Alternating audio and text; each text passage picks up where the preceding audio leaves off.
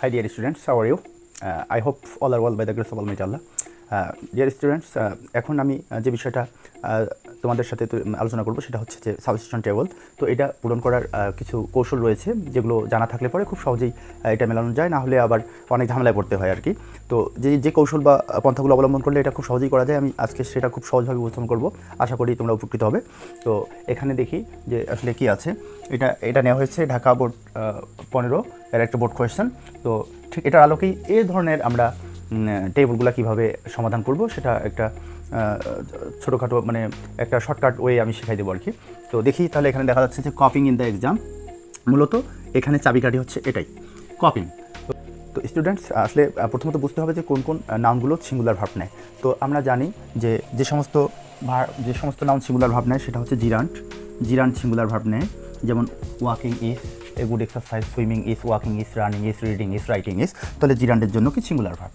তারপরে আমরা জানি যে সেটা ভার্বাল নাউন, অর্থাৎ জিরান্টের পূর্বে, যেমন reading is a good habit, আর এটাই আবার verbal noun, the reading of newspaper is a good habit. তাহলে ভার্বাল নাউনও সিঙ্গুলার ভার্ব নেয়, জিরান্ট সিঙ্গুলার ভার্ব নেয়, ইনফিনিটিভ সিঙ্গুলার ভার্ব নেয়, to tell a lie is a great sin, এটা singular verb নেয়। তারপর মেটেরিয়াল নাউন আর abstract noun এগুলোও সিঙ্গুলার ভার্ব নেয়, যেমন আইস ফ্লোটস অন ওয়াটার বা honesty is the best policy.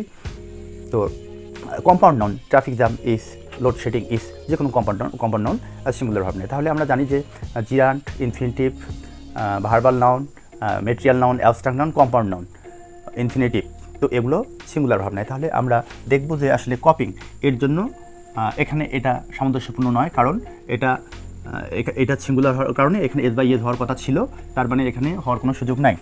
আর আমরা আরেকটা জিনিস বলে রাখি যে এই সাবস্টিটিউশন টেবল হোক আর এই যে প্যারাগ্রাফ রাইটিং হোক, সেক্ষেত্রে কিন্তু বিষয়টার একটা পরিচয় থাকে, যেমন education is the backbone of a nation, honesty is the best policy, kindness is great virtue. এই kindness is, honesty is, education is, এইরকম যে বিষয়গুলো। আরেকটা বলে রাখি, সাফিযুক্ত যে নাউনগুলো, এডুকেশন, ডেভেলপমেন্ট, এই ওয়ার্ডগুলো, সাফিযুক্ত ওয়ার্ডগুলো কিন্তু সিঙ্গুলার ভার্ব পূরণ করে। তো সেক্ষেত্রে প্রথমত বিষয়টার একটা পরিচয় দেওয়া থাকতে পারে। আর আমরা যেটা করব সেটা হচ্ছে প্রথমে 1 নম্বর কলাম এবং 2 নম্বর কলামটাকে ঠিক করব, পরে এটা যখন সামঞ্জস্যপূর্ণ হবে তখন আর মূলত প্রত্যেকটা ভার্বকেই সাবজেক্টের সাথে বসে টেস্ট করব, যখন মিলে যাবে তখন আমরা আবার এটার সাথে 3 নম্বর কলামটা মিল করব।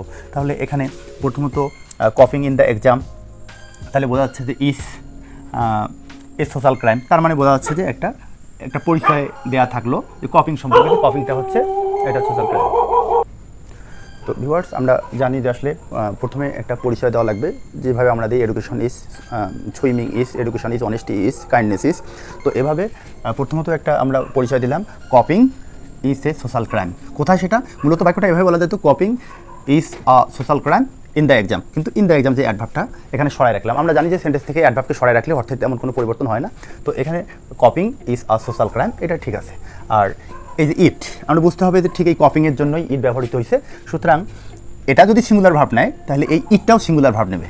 তো এখন দেখি ইট কপি, এটা হয় না, ইট ইজ হতে পারতো, কিন্তু যেহেতু ইজ দিয়ে হয়ে গেছে তাহলে ইট, তাহলে আমরা যদি can not bring any benefit, তাহলে দেখা যাচ্ছে আমরা জানি যে সাধারণত প্রশ্নবোধক এবং নাবাবোধক বাক্যে এনি ব্যবহৃত হয়। তো যেহেতু এখানে ক্যান নট আছে তাহলে ইট ক্যান নট ব্রিং, এখানে যেহেতু ক্যান নট আছে সেহেতু এখানে এনি যেহেতু আছে এখানে ক্যান নট, তার মানে নাবোধক বাক্য এবং প্রশ্নবোধক বাক্যে এনি ব্যবহৃত হয়। তো এটাই আমাদের চাবিকাঠি হতে পারে, it can not bring any benefits. আর এখানে আমরা জানি যে shall, should, will, can, could, may, মাইটের পর মূল ভাব সরাসরি বেস ফর্ম হয়, আর নটটা তো নাবোধকের জন্য, তার মানে এইটা যদি মোডাল দিয়ে এটা যদি মোডাল দিয়ে শেষ হয় তাহলে এখানে নট দিয়ে শুরু হতে পারে, আবার এখানে যেহেতু নট আছে তার মানে ক্যান নট, তাহলে মূল ভাব বেস ফর্ম হতে পারে, তাহলে ইট can not bring any benefit. তো এবারে থার্ড ওয়ান যদি আমরা দেখি, যেহেতু এখানে 5টা বাক্য করতে হবে, 1 2 3 4 5, তাহলে ইট দিয়ে আবার আরেকটা হতে পারে, কারণ 1 2 3 4 যেহেতু ইটটা প্রোনাউন, সুতরাং নাউনটা সাধারণত একবার ব্যবহৃত হতে পারে আর প্রোনাউনটা একাধিকবার, সুতরাং এটা দিয়ে আবার দেখি, it hinders our education and development, তার মানে এই যে কপি করে পার পেয়ে যাওয়া শিক্ষার্থী, তো এটা মূলত শিক্ষার অগ্রগতি হয় না। তো শিক্ষার অগ্রগতি যখন হচ্ছে না তখন ডেভেলপমেন্টও হচ্ছে না, তাহলে আমরা জানি যে it hinders our education and development, এটা আমাদের শিক্ষা এবং উন্নতিকে বাধাগ্রস্ত করে। আর তারপরে এখন দেখি, nothing is as hateful as copying in the exam. তো এখানে আমরা আরেকটা বাক্য বলতে পারি যে, যদি বলি যে Rahim is the best boy in the class, তো এই বাক্যটাকে যদি আমরা পজিটিভে করি তাহলে no other dash as dot dot as বা সো ডট ডট অ্যাস। তাহলে আমরা জানি যে নাবোধক বাক্যে সাধারণত নো আদার নাথিং এগুলো থাকলে so dot dot as dot dot হয়। সুতরাং এই যে nothing is as hateful as copying in the exam, পরীক্ষায় কপি করার মতো কোনো কিছুই ঘৃণ্য কোনো কিছুই নাই।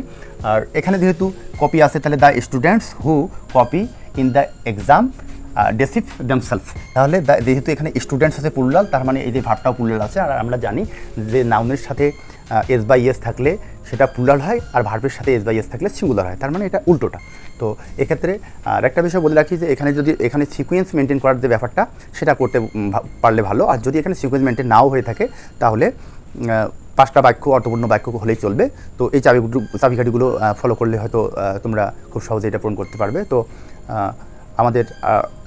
আমাদের কাছ থেকে আপনাদের কোন বিষয়গুলো জানার অধিক আগ্রহ থাকবে সেই বিষয়গুলো কমেন্ট সেকশনে জানালে আমরা সেটা নিয়ে ভিডিও তৈরি করবো ইনশাল্লাহ। চ্যানেলটি সাবস্ক্রাইব করে রাখুন, লাইক দিতে পারেন, আবার যদি ডিসলাইক করতে পারেন। আর যদি পেতে চান তাহলে লাইক দিয়ে সঙ্গে থাকুন এবং বেল আইকন প্রেস করে রাখুন। আল্লাহ হাফেজ।